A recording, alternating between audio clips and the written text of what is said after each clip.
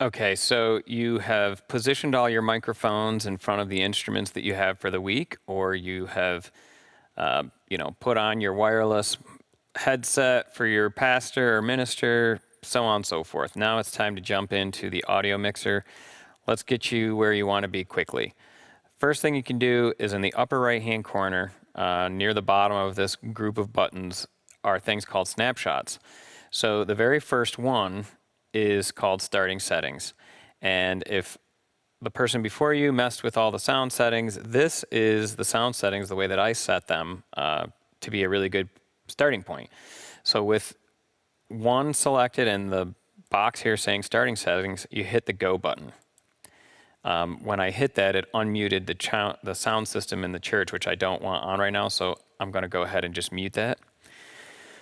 You would not, because you do want the sound to go through the church, but for this video, I do not.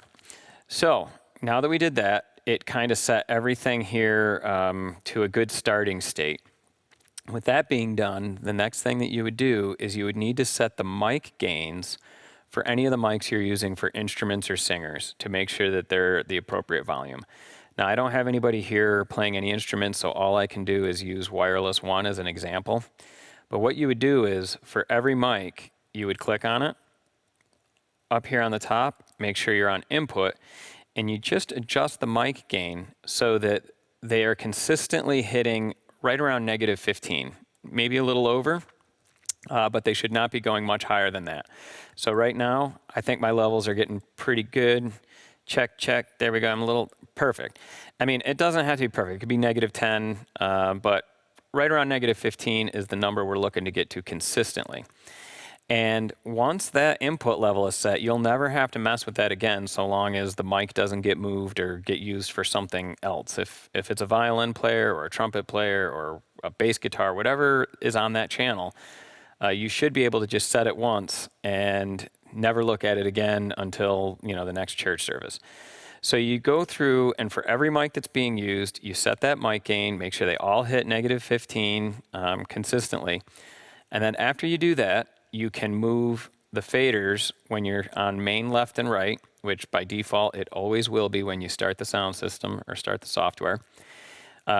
These faders, when you're on main left and right, will adjust the volume for the church sound system. So you can go through, and for things that you want to go through the speakers, you can bring them up. For things that you don't want to go through the speakers, but you need for the live stream, you just turn the volume all the way down. Good examples of that would be the drums and the piano. They should always be all the way down for the church, but you will need them for the live stream. So go through, get everything sounding good in the church itself, and then after you've done that, you can put on your headphones so that you're listening to the mix in vMix, and then click on the vMix bus right here, either left or right. They're linked, so it doesn't matter which one you click.